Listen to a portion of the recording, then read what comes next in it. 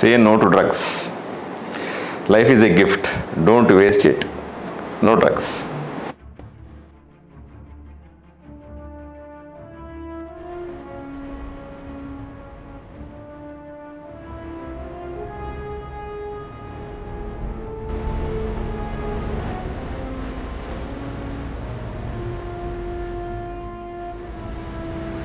ఈరోజు ఆదోనిలో ఉన్నటువంటి క్రికెట్ క్రీడాకారులందరూ కూడా, సీనియర్ క్రీడాకారులు కొంతమంది, జూనియర్ క్రీడాకారులందరూ కూడా ఎవరైతే రెగ్యులర్గా ప్రాక్టీస్ చేస్తూ ఉంటారో, వీళ్ళు సత్య కానీ, కలందర్ కానీ, లేదా మన షఫీ కానీ, లేదా జాకీర్ కానీ, మిగతా వాళ్ళందరూ కూడా సీనియర్లు. వీళ్ళందరూ కూడా ఎల్లప్పుడూ కూడా క్రీడల కోసం ప్రాణం ఇస్తామనుకునే బ్యాచ్ మా ఆదోనిలో ఉంటుంది. నిజంగా వీళ్ళందరినీ అభినందించాల్సిన అవసరం ఉంది. వీళ్ళ కోసం కాకుండా వీళ్ళ జీవితాల కోసం, వీళ్ళు నిజంగా ఉద్యోగాలు చేసి వ్యాపారాలు చేసి ఇదే సమయాన్ని వెచ్చిస్తే కోట్లు సంపాదించగలిగిన శక్తి సామర్థ్యాలు ఉన్నవాళ్ళు. అవన్నీ కాకుండా పిల్లలని ఆడించాలి, పిల్లల్లో స్పోర్ట్స్మెన్ తయారు చేయాలి.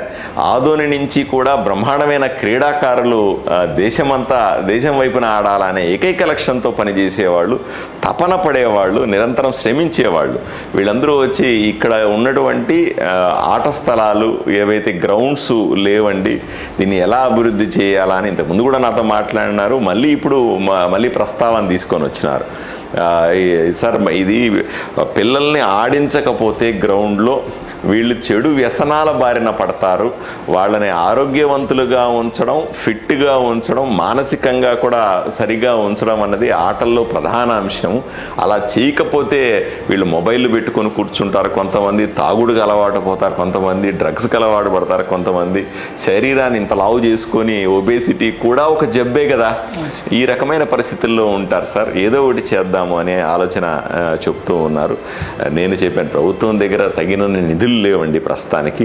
నిధులు రాగానే తప్పనిసరిగా అన్నీ చేస్తాం. అప్పట్లోపల ఒక 2-3 మైదానాలని మనం ఎంచుకొని చిన్న చిన్న ఫెసిలిటీస్ మున్సిపాలిటీ వైపు నుంచి కానీ, ఆదోనిలో ఉన్నట్టు కొంతమంది దాతలను అడుగుతాను, వాళ్ళ దగ్గర నుంచి కానీ తీసుకొని దాన్ని డెవలప్ చేస్తామండి అని వాళ్ళకు ప్రతిపాదన చేస్తూ ఉన్నాను. ఆ రకంగా ప్రయత్నం చేస్తాం.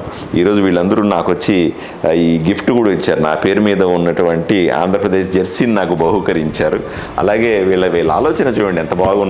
దీని మీద ప్రతి ఒక్క దాని మీద కూడా డ్రగ్స్ తీసుకోవద్దు, జీవితం అన్నది ఒక బహుమతి లాంటిది, దీన్ని వేస్ట్ చేసుకోవద్దు, డ్రగ్స్ తీసుకోవడం ద్వారా జీవితం నాశనం అవుతుందనే సందేశంతో వీళ్ళందరూ కూడా ఆటలాడిస్తూ ఉన్నారు.